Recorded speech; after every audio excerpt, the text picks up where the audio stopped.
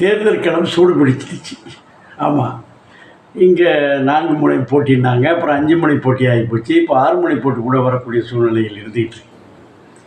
ஆனால் இதுக்கு இடையில பார்த்தா டி நகரில் எப்போதும் நம்ம அடிக்கடி சொல்கிறோம், தென்னிந்தியாவோட மொத்த பொருளாதாரமும் சென்னையில் இருக்குது. சென்னையோட மொத்த பொருளாதாரமும் டி நகரில் இருக்குதுன்னு சொல்லுவோம்.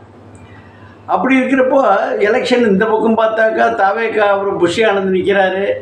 அவர் ஏற்கனவே சத்யநாராயண அதிமுக நிற்கிறாரு. திமுக சார்பாக ராஜா அன்பழகன்னு, ராஜா வீட்டு பிள்ளை அவர், ராஜா அன்பழகன்னு அவர் அன்பழகனோட பிள்ளை. போன முறை குட்டியை கொடுத்துருந்தாங்க. இப்போ அவர் கட்சி பதவியே வேணாம், அண்ணன் ஒன்று பையனுக்கு எதுவாக கொடுக்குறீங்க, கட்சி பதவியை விட்டு போயிட்டார். அப்புறம் சீமானுடைய கட்சி, அப்புறம் எல்லா வருஷம் தாவேக்காவோட புஷி ஆனந்த், தாவேக்காவுடைய தலைமையகம்னு சொல்லக்கூடிய அந்த நீலாங்கரை இல்லை, அந்த இது பனையூரை பேருந்து இங்கே நிற்கிது.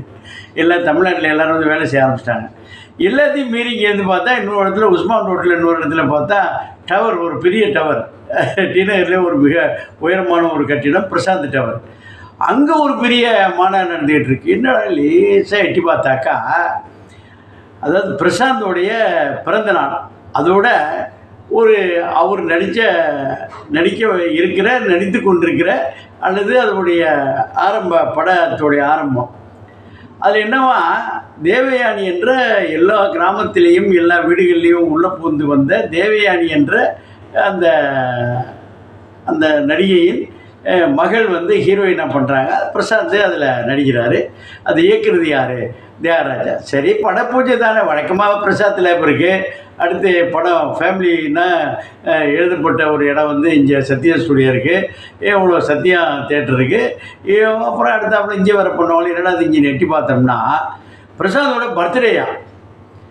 அதோடு என்ன சொல்கிறாங்க, அது லட்சுமி மூவிஸ் மேக்கர்ஸ் பண்ணுறாங்க. அது யாருன்னா அவங்க தியாகராஜன் பிரசாந்தோடைய சொந்த கம்பெனி.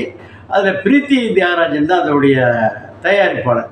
எல்லாம் இருக்கிறாங்களே, தயாரிப்பாளர் இல்லையே. அந்த பிரசாந்தோட தாயாரும் லக்ஷ்மி அம்மாவும் இல்லையேன்னு பார்த்தா, எங்கே பார்த்துன்னு எட்டி பார்த்தா இன்னொரு தகவல் வருது. என்னன்னா, நாகப்பட்டினத்துக்கு பக்கத்தில் எட்டுக்குடின்னு இருக்குது. எட்டுக்குடி என்று சொல்வதை விட திருக்கோளை, யார், டாக்டர் கலைஞர் அவருடைய ஊர். அந்த அந்த இடத்துல வல்லம்னு ஒரு கிராமம். அந்த கிராமத்தில் ஒரு வரப்பில் இருக்கக்கூடிய ஒரு குலதெய்வம். அந்த குலதெய்வத்துக்கு அவங்களுடைய தியாகராஜனுடைய பாரம்பரியமான ஒரு குலதெய்வம். எப்போ நல்லது கெட்டது எல்லாத்தையும் பண்ணக்கூடியலாம் போனால் அவங்க தாயாரும் பிரீத்திமாவும் அங்கே எல்லாருக்கும் அன்னதானம் இலையில் போட்டு அடுத்தாப்புல பஃபே சிஸ்டத்தில் அந்த கிராமம் சுற்றி வட்டாரம் எல்லாம் கொடுக்குறாங்க. என்னடான்னு பார்த்தா எல்லாம் சொல்கிறாங்க, நான் பஃபே என்பது நாங்கள் இங்கே தாங்க பார்க்குறோம். பஃபேன்னு ஸ்டார் ஹோட்டலில் பண்ணுறது இங்கே பண்ணுறாங்க. ஆடு கடை மட்டும் இல்லை, ஆடு கிட்டத்தட்ட 10 ஆட்டுக்கு மேலே பிடிச்சி வெட்டி இல்லை, அது இறைச்சி, அது குழம்பு, பிரியாணி, அடுத்து சிக்கன் 65, சில்லி சிக்கனு, அப்புறம் அடுத்தாப்புல பார்த்தா மீன், வஞ்சரம் மீன் பக்கத்தில் இருந்து வாங்கிட்டு இங்கேருந்து வஞ்சரம் மீன் எல்லாத்தையும் வறுத்து பொரித்து வச்சு வெட்டி தள்ளுறாங்க எல்லோரும். எட்டுக்குடி அது எப்போதும் என்ன பார்த்தா சித்ரா பௌர்ணமி அதோடைய ஸ்பெஷாலிட்டி. நாகப்பட்டினத்தில் கூட இந்து கோயில் அது ஒன்று. சரி, இந்து அப்படின்னு பார்த்தா வேளாங்கண்ணி அந்த ஈஸ்டர் சண்டே வந்துச்சு பாருங்கள், அது ஒரு தனி.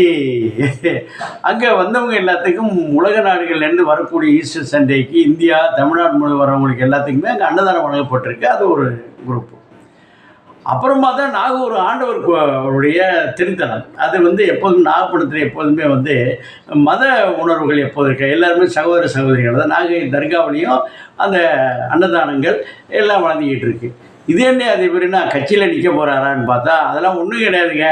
அங்கங்கே உள்ள தொண்டர்கள், அங்கங்கே உள்ள இவருடைய ரசிகர்கள், இப்போது ஃபேன் என்ன, அவர் அங்கே ஆரம்பித்து ஒரு மெடிக்கல் காலேஜ் போனாருங்க, ராமச்சந்திரா மெடிக்கல் காலேஜ் போய் சீட்டில் வாங்கிட்டு மெடிக்கல் காலேஜ் போய் டாக்டரா இங்கேருந்து வரணும்னு பார்க்குற நேரத்தில் அந்த மனுஷனை போய் நம்ம அன்பாலியா பிரபாகரன் போய் அவர் ஹீரோ பண்ணணுன்னு அழிச்சாட்டியம் பண்ணி தியாகராஜன் சொல்லிவிட்டாரு, ஏப்பா நான் இப்போ தான் ஹீரோ இருக்கிறேன், இந்த போய் என்ன பிடிச்சி இந்த தம்பியை பிடிச்சிருந்தா ஏன் இமேஜை கெட்டு போடுமே அப்படின்னு இவங்கெல்லாம் சொல்கிறாங்க. இல்லை ஒரு அண்ணன் பிள்ளை தம்பி பிள்ளைன்னு சொல்லிவோமேன்னு சொன்னால் அவருங்க கிரிக்கெட் ஆடிட்டு கிடப்பார். யார் சங்கம் வச்சுக்கிட்டு அந்த ஜீன்ஸ் சங்கர்லாம் சின்ன வயசு தம்பி அங்கே தான் கிரிக்கெட் ஆடிட்டு சின்ன பையன், அவரை ஆக்கி விட்டு இப்போ தேர் எடுத்து தெருவிட்டு அது பாட்டில் போயிட்டு ஸ்டாருங்கிற பேர் வந்துட்டு உலக நாடுகளில் ஃபேன்ஸ் இருக்க உலக நாடுகள் திரைய அந்த இது. இப்போ நீங்கள் என்ன சொன்னீங்கன்னா காதல் கடிதங்கள் அதிகமாக வாங்கிய ஒரு பெரிய மனிதர் யாருன்னு ஒரு கேள்வி. உலகத்தில் அதிக சிலைகள் அது இன்னொன்று வச்சுக்கோம் இருக்குது. இன்னும் ஒரு கணக்கு எடுத்து பார்த்தோன்னா 2வது சிலைகள் இருக்கு, நம்ம வேணாம், அது அரசியல். காதல் கடிதம் அதிகமாக பெறப்பட்ட ஒரு மனிதர் யாருன்னு பார்த்தா ஆரம்பத்தில் வில்லியம் சார்லஸ் தான் நிறைய அவருடைய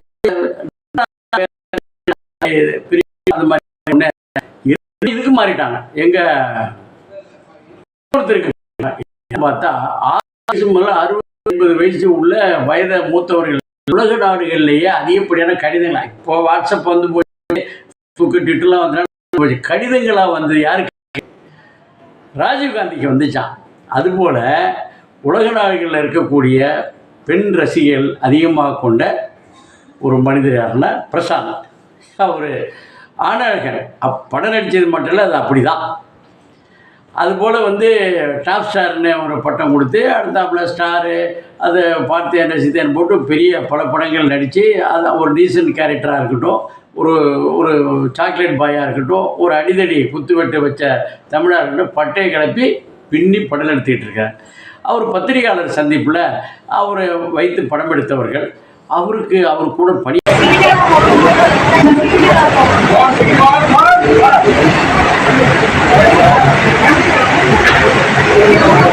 சார் கேக் ரிமூவ் பண்ணிடலாம். படத்தினோட அதுக்கப்புறம் அது அனௌன்ஸ்மெண்ட் எல்லாமே வந்துச்சு. அப்புறம் நாங்கள் மிஸ் ஆகி போச்சு.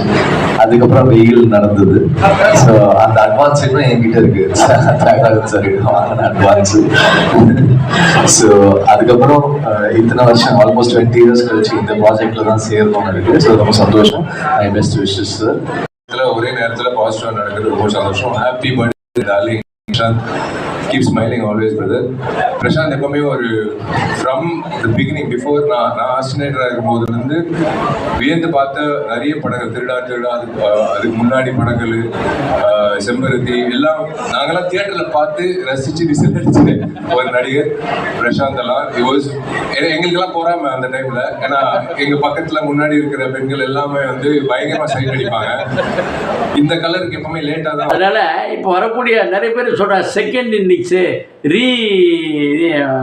அந்த திரும்ப வருகிறார் வந்துட்டேன்னு சொல்ல அதை பண்ண அவர் கண்டினியூஸாக இருந்துகிட்டு இருக்கிறார். டிவியை திறந்து அவர் பார்க்காம யாருமே டிவியை மூட முடியாது. தமிழ்நாட்டு டிவியை இன்னும் உலக டிவிலே கூட அவர் பார்க்க தூங்கிட்டாங்கன்னா பெரிய சாதனை பாருங்களேன்.